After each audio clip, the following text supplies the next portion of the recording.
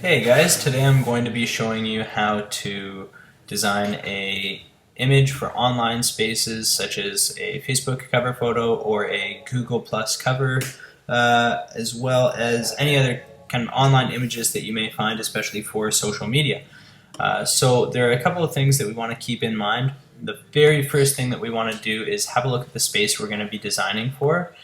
So we're going to want to get two things, and that's the dimensions of the image, as well as find the spacing of the image and the placement of text over top of it or other images that may get in the way. We just want to be mindful of these things so that we're not putting any important information in our image behind these places. So you don't want to put someone's face behind there or anything like that. So today we're going to be designing a cover photo for one of our clients named Mutlux. They do boots for dogs, which is super cool.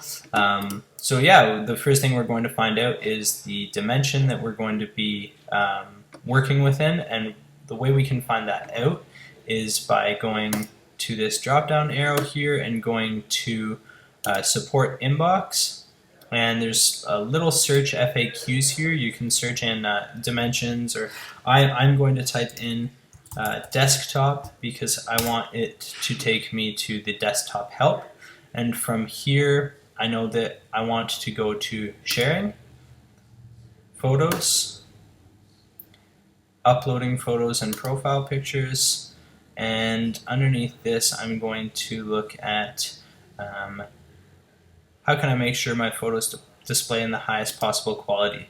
So this is going to show you right here the dimensions of the cover photos.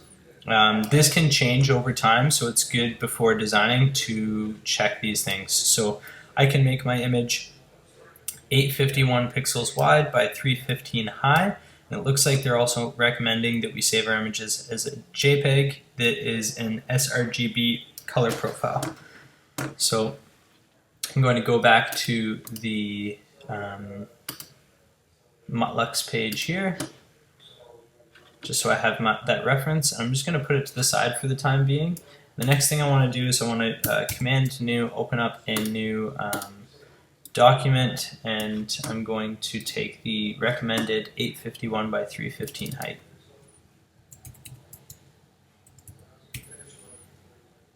And I'm going to change this to RGB color. And that should do the trick. So I'm going to name this the client name,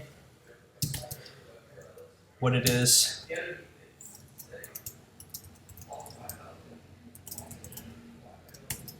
and the year.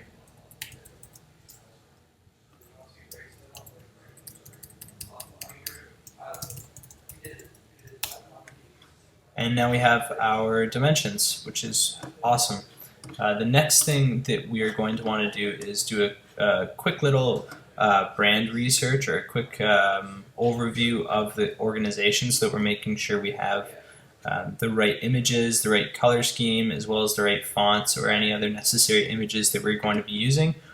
We're super lucky because right now we're actually we're working within their brand, but we're also designing their new website. So we have lots of stuff to pull from here. If you weren't as fortunate to be working on something for the client currently, then I'd recommend having a look at their website online and pulling color codes, as well as logos and any other images from there that you can. If the client's okay with it, you can also use Shutterstock images or some stock photography as well too. So for me, I have a pretty good idea of what I'm going to be designing, so I'm going to work away, and yeah, I'll show you how to export once we're done. Cool. So at this point, I think I have the image where I'd like it to be. So I'm going to go ahead and save that file, save as, and I'm going to put it right into the client folder under the client master. So under client master, Mutlux, online marketing services, social media, Facebook, cover photo, and I'm going to keep it named the same way. As a Photoshop file. I've already got it saved there, and I'm also going to save it as a JPEG. So I'll hit save, and that's pretty well it. The big thing to keep in mind here is that you're checking the settings depending on Facebook or Google to make sure that you have the template set up correctly. I know sometimes with different platforms such as Google or Facebook, Google specifically, they allow you to have a PNG as a profile image. So you can have the background transparent. So if someone like Mutlux has a logo that is an oval, and it's got to sit inside of a box, but you don't want it to look like a box, you can export it as a transparent image so that when it's uploaded, you're not going to get this nasty looking white box around the logo.